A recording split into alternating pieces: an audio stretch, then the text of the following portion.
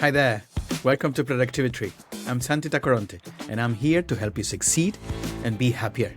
In each episode, we'll explore new ways to work smarter, manage your time better, and grow as a person. We'll share fresh ideas, find ways to improve, and help you become your best self at work, in life. Join me as we learn and grow together on Productivi-Tree.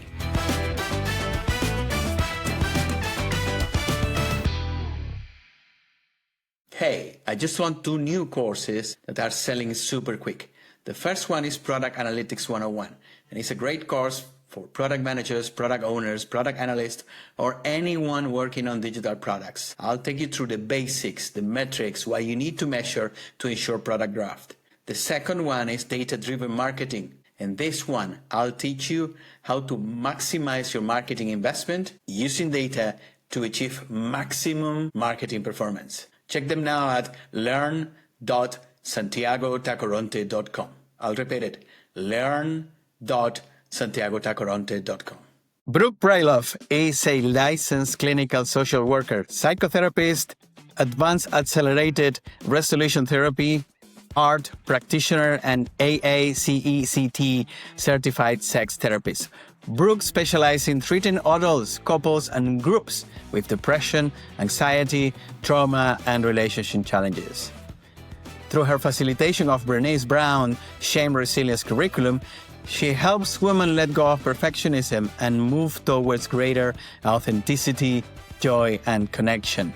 Brooke's new passion is accelerated resolution therapy, a brief treatment modality using bilateral eye movements to provide lasting relief and healing to patients with PTSD, trauma, phobias, addictions, OCD, and depression. She holds degrees from the University of Pennsylvania and Columbia University and has maintained a private practice in Bethesda, Maryland for 20 years. Hi, Brooke, and welcome to Productivi-Tree. Hi, thank you so much for having me. Brooke, you help people heal trauma in 1 to 5 sessions. That sounds incredible. Can you explain us what is ART and how does it work? Sure. So ART stands for Accelerated Resolution Therapy, which is a brief treatment modality, as you said, 1 to 5 sessions, that changes the way the brain stores distressing images and then the corresponding negative sensations that show up in the body. So we use something called voluntary image replacement to actually re-script events or things that you are working on, like depression, anxiety, OCD, phobias, PTSD, perfectionism. And we re-script them. And so the brain basically holds on to these new images, and we use calming bilateral brain stimulation to do that. And ART has been around since 2007, and it's an incredible modality, and I've been using it nonstop in the last few years. Brooke, when did you find out that perfectionism could be linked to PTSD? So perfectionism, right, is a big topic. And I think that for many of us growing up, perfectionism was a positive thing. And I really started to see how perfectionism is linked to trauma and PTSD early in my practice. And many times a client would come in, and unfortunately, this is sort of a common thread here, and they would talk about things like growing up in a home where they would come home from school and, their parents would say, so, how'd the math test go? And they'd say, I got a 98. And they'd be all proud. And their mom or dad would look at them and say, so what happened to the other 2 points? Right? Not great job. That sounds amazing. But, what happened? And so I think perfectionism can be learned very early on in childhood.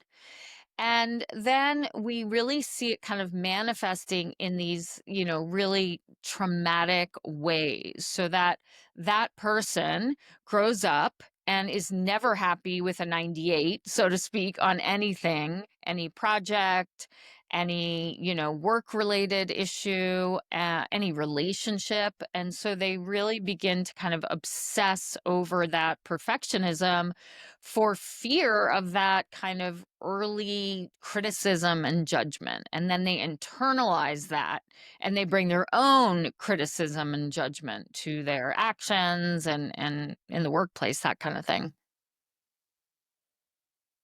Perfectionism is often can look like ambition from the outside. Right? He or she wants to do it really well, very ambitious, very professional even. How can people know when perfectionism is helping and when is it hurting what you're doing and diminishing your results? Sure. So I think um, ambition, we sort of understand as being driven by kind of internal values and desire, right? So it's inside the person. Whereas perfectionism is actually an outside in thing. So it's driven by the fear of that shame or judgment.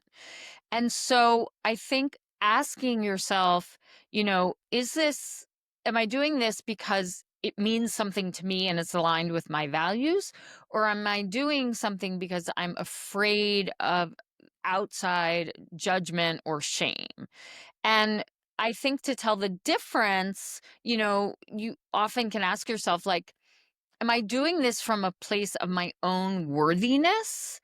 Or am I doing it to try to earn that worthiness? And so I think kind of asking questions like this is a really great way to differentiate those two, ambition and perfectionism. You've said that many people confuse being productive with being enough. What does that look like in real life? Well, I think it looks like people who cannot relax at all. You say, when was the last time you just sat on the couch and did nothing? And they look at you like you're absolutely crazy. These are people who, when they watch TV, they're also checking their bank accounts online, or they can't sit still. So I think looking at, for people who, they can't relax without feeling incredibly guilty. Um, People who measure their day by kind of the output. What did I do? What did I check off? What can I show for myself today? Rather than, frankly, trying to live in a way that is more present, where you're kind of in your experience throughout the day. People who are struggling to kind of be enough are always thinking, what could I be doing, or what should I be doing? These are also people who kind of, overcommit to prove they're valuable. These are people who are always volunteering, they're always caregiving, they're always hosting. And again, some of these things may be in line with their own values, but often it's really to earn approval, or not to be seen as sort of selfish. So they're always giving, but they're always moving. And when they rest, they often are overcome with deep feelings of shame or guilt. And, we want to be able to rest in pleasure and peace, right? That's what resting is. But these kinds of people really struggle with being enough is doing, caring, and over functioning, frankly. I just saw myself reflected in certain parts of my life in what you just said. How do you get out of this uh, vicious cycle? How do Mhm. you convince yourself that sitting in the couch for an hour, looking to the ceiling of your room, it's okay? Yeah. Yeah. And I mean, again, I think we all recognize ourselves, right, in this. I mean, again, this idea that perfectionism, I now consider sort of a dirty word, but it was a really positive word, and we all grew up with that, and we're still clinging to it to some degree. I often will call myself, a perfectionist, kind of in training, right? So I'm in process, or a former perfectionist trying to strive for excellence. But I think you need to be able to speak to yourself in a very kind way. You need to develop some self compassion, and you need to be able to say to yourself and kind of soothe yourself when you're sitting quietly, I am not my to do list. I am not a reflection of how many boxes I checked off today.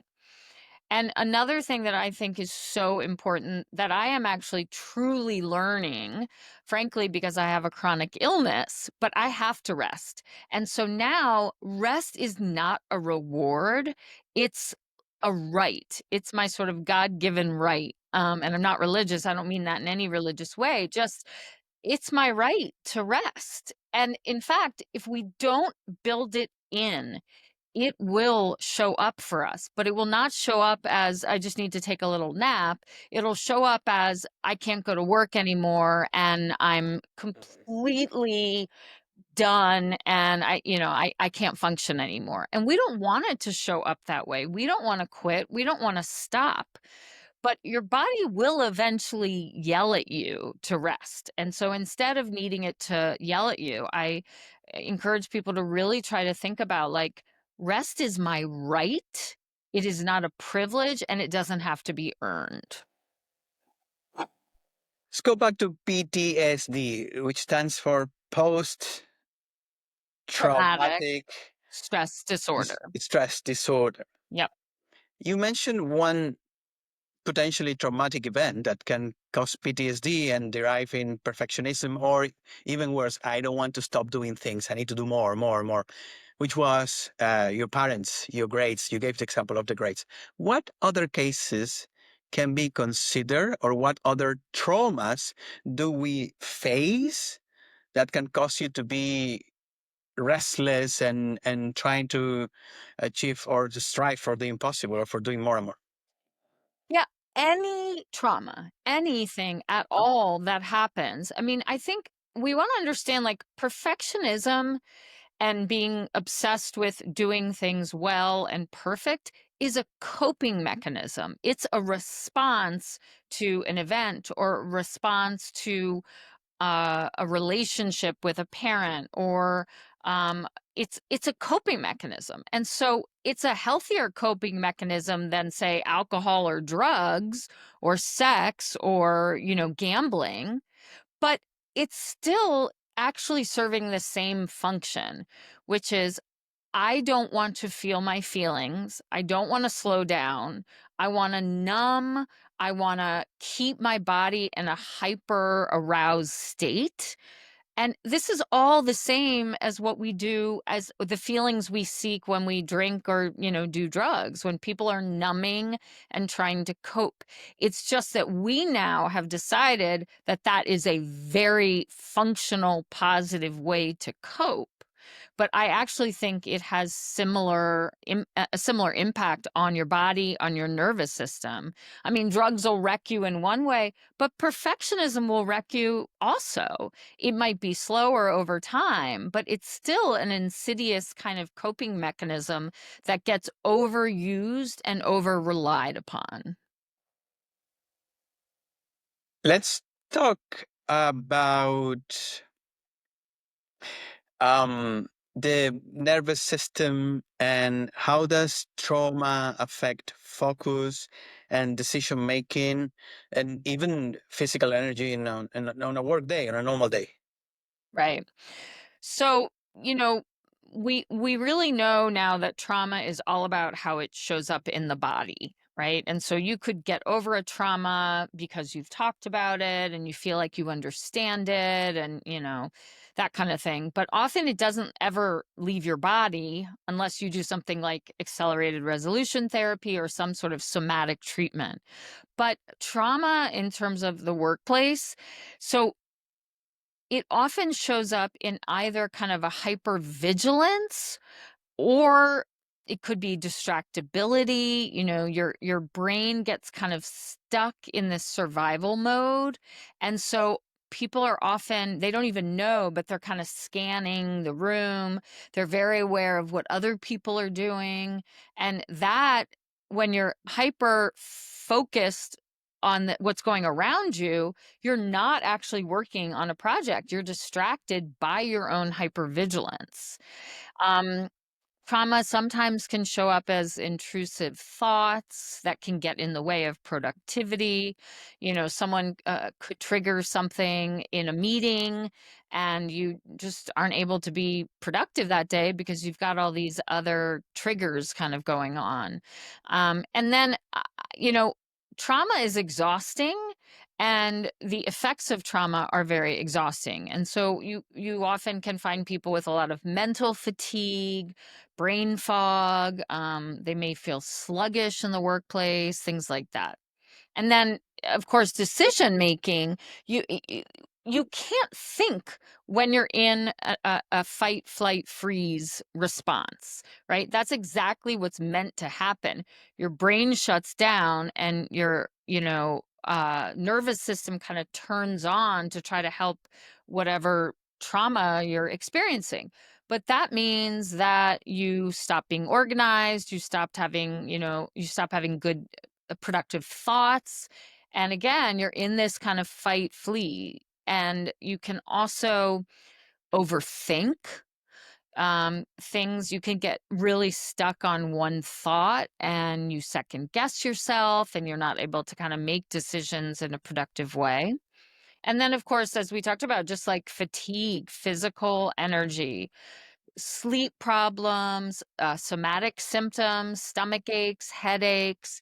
So all these things can show up in the workplace and really be a problem, frankly. Brooke, how do you convince successful people, and I think we have relevant examples now in the US, like Elon Musk, someone that is ultra rich. I'm not equating rich to successful, right? Just to be very clear.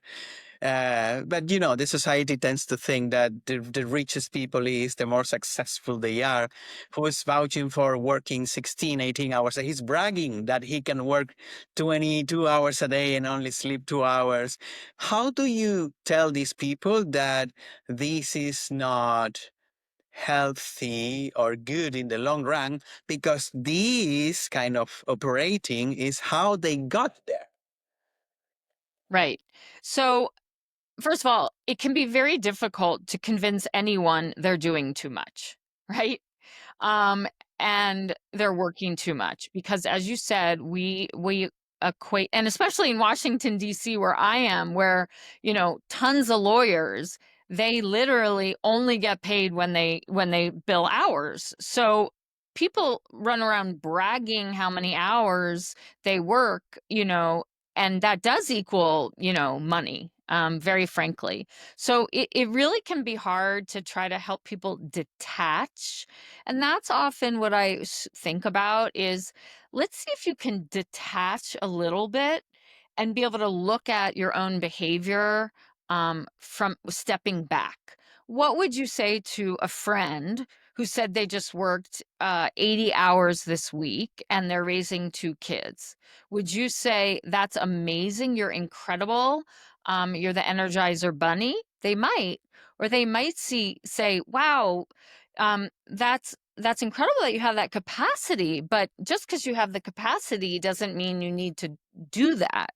And again, maybe not a lawyer who gets billed by that, but someone who just is frankly choosing to work that much.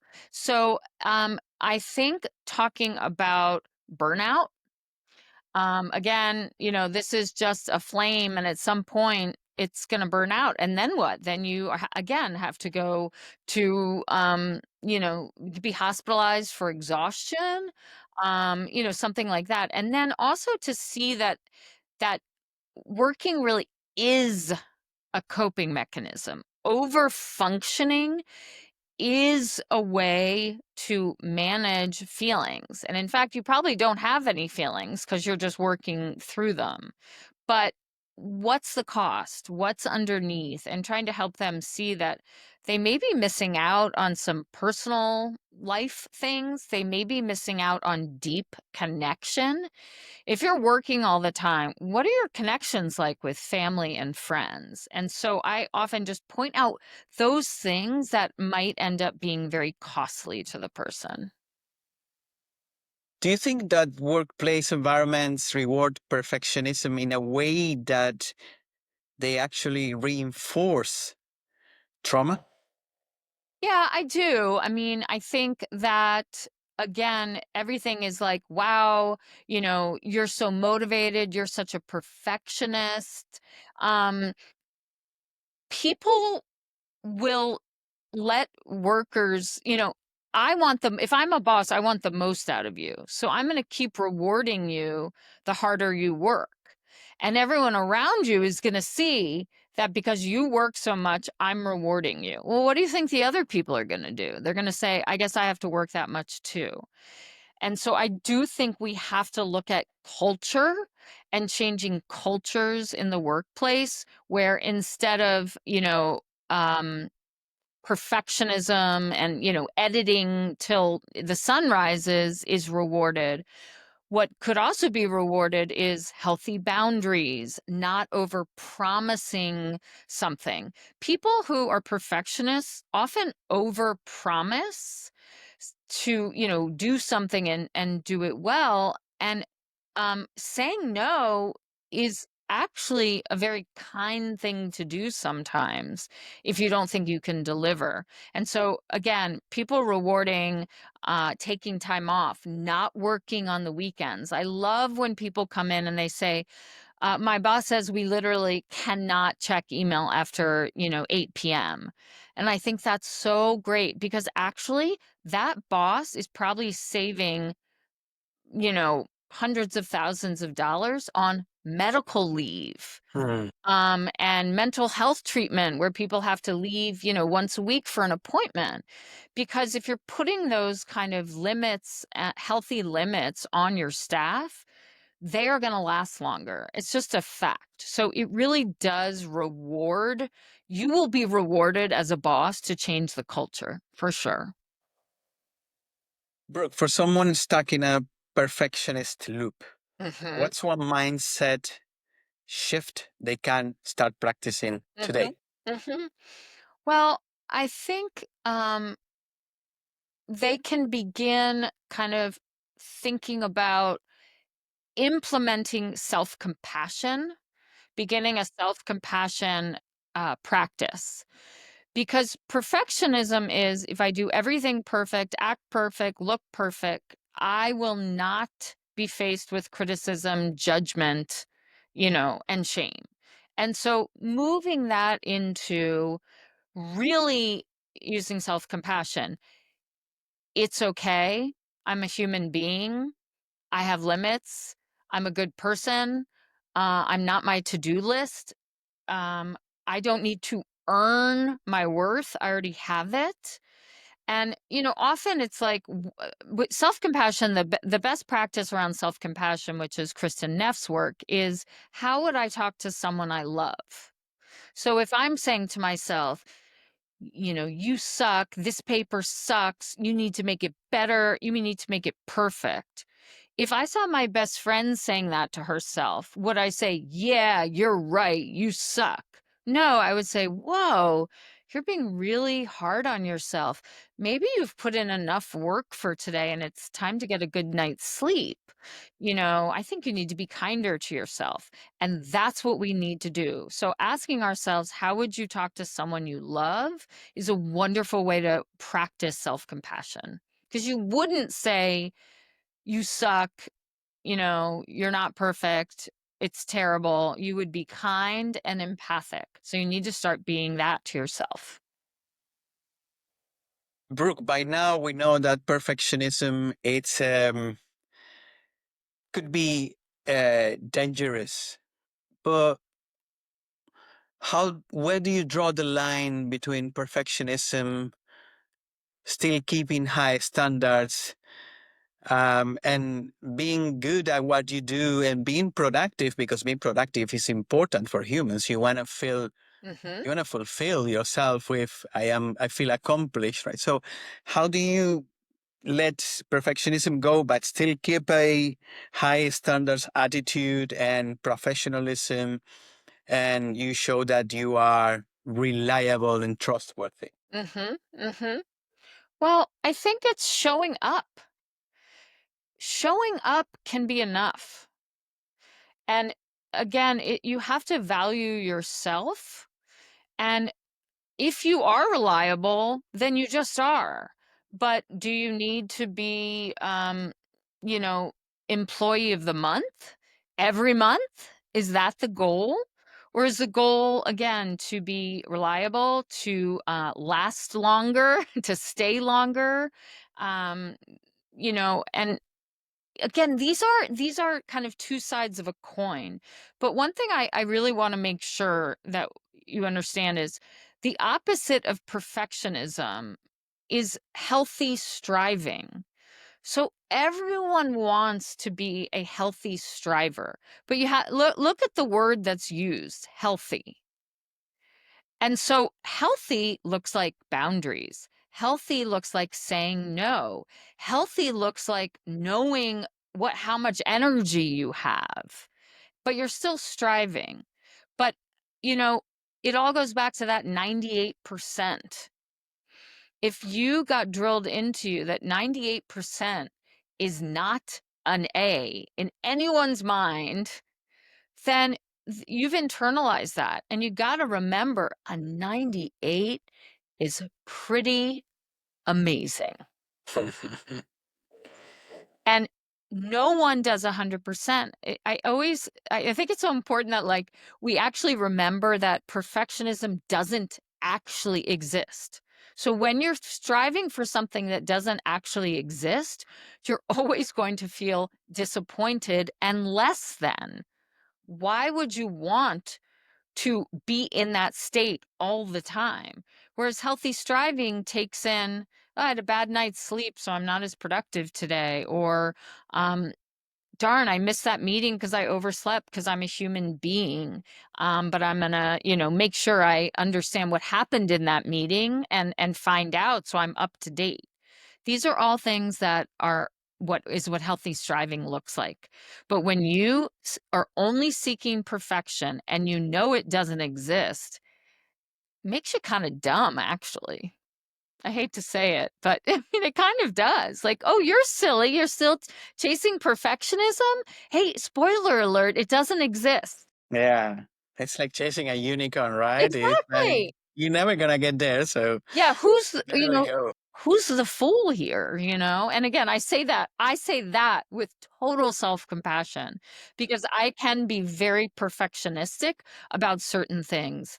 And I actually even encourage people to, rather than saying I'm a perfectionist, which really shows no ability to change or move, right? That's like I am a perfectionist. I will try to, help people see that actually their car's a mess. So they're not a perfectionist there. And is the world ending because your car's a mess? Or, you sent your kid to school with the socks that don't match because they're two and they get to decide what socks they wear to school because it makes them feel in control and powerful of one thing. So I will point out, hey, your kid's socks didn't match. So you allow that to happen, you tolerate that, and once again, the world doesn't end. So rather than a static thing of I am a perfectionist, I try to help people locate where they have those perfectionistic tendencies and work on those and realize that actually not everything is perfect. And I can't tell you how often I have to help people see this whole idea of cleaning before the cleaning lady comes, right? I always hear people say, oh, my cleaning lady's coming tomorrow, so I have to clean. And I'm thinking, why are you doing that? To impress the cleaner that you're not that messy? What's that about? What if you didn't clean? one day. So I encourage people to take these risks, try things out. Because until you try not to be perfect, you will always perpetuate that the world will end. But once you do it and say, "Ooh, nothing bad happened," then that gives you the confidence to kind of not let loose, but just like relax 10%, 5%. That's all we're talking about. Our society and social media encourages perfectionism and chasing, and perhaps not being content with anything. You open Instagram or Facebook or Twitter, and it's everything about do more, earn more, travel more, get a bigger car, get a bigger house. How can we protect? Give us a tip to protect ourselves from this constant bombarding of you are not enough. Yeah. Yeah. I mean, that is, I've got I've got a little bumper sticker here that says I am enough, and it's under a little mirror. So it's for me, it's for my clients. So the not enough feeling, first of all, is a very common feeling. Many of us, when we get down to it, we have that inside of us somewhere. And yes, social media is a disaster for how you feel about yourself because, again, it is the second you open it that you are bombarded with, seeing what seeming perfection. So what I talk about with people is that what is actually happening is you are matching your insides to someone else's outsides, right?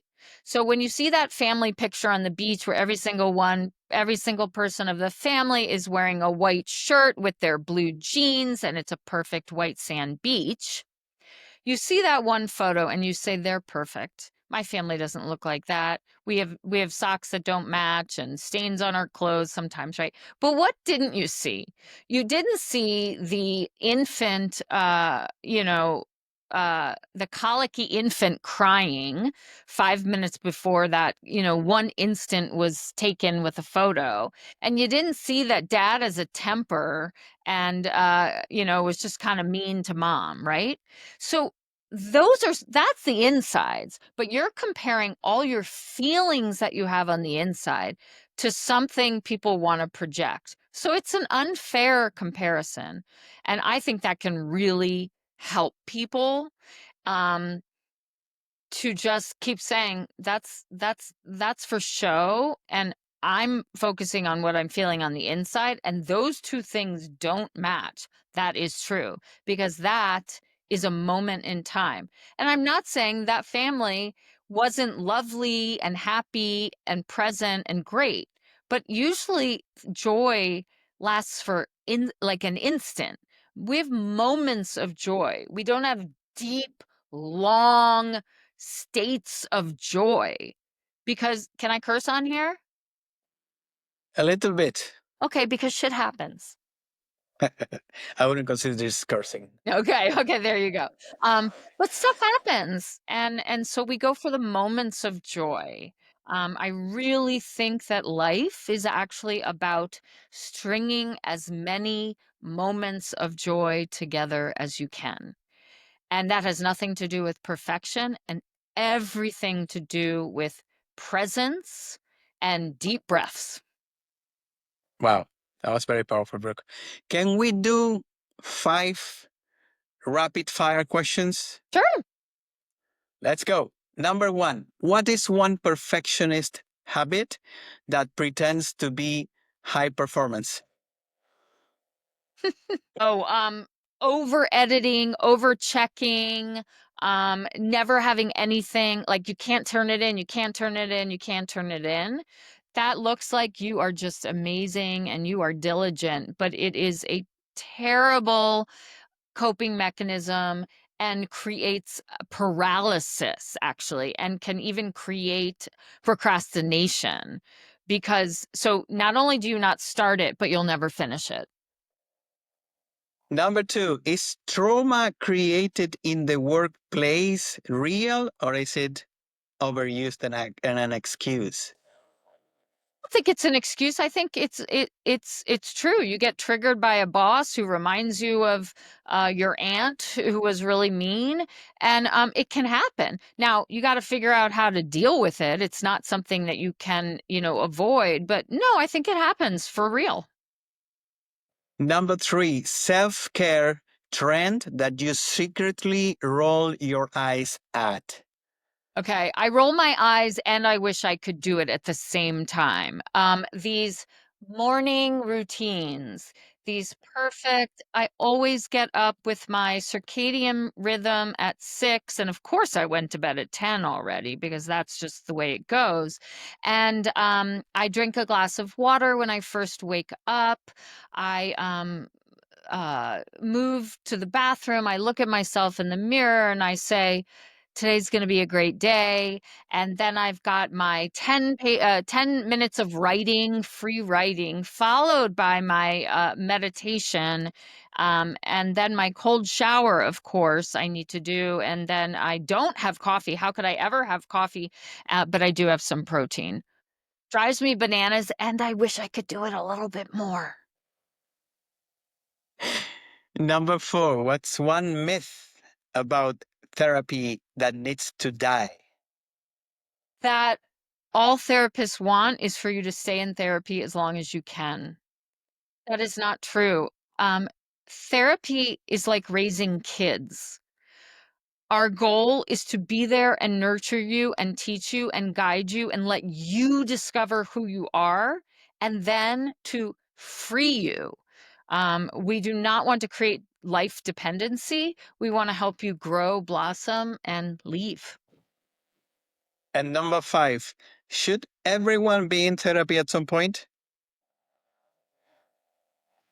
If money is not an object, 100% yes. But in fact, money is often the problem, and so we don't have people. The right people don't have access to therapy, and that's a crime because everyone can benefit.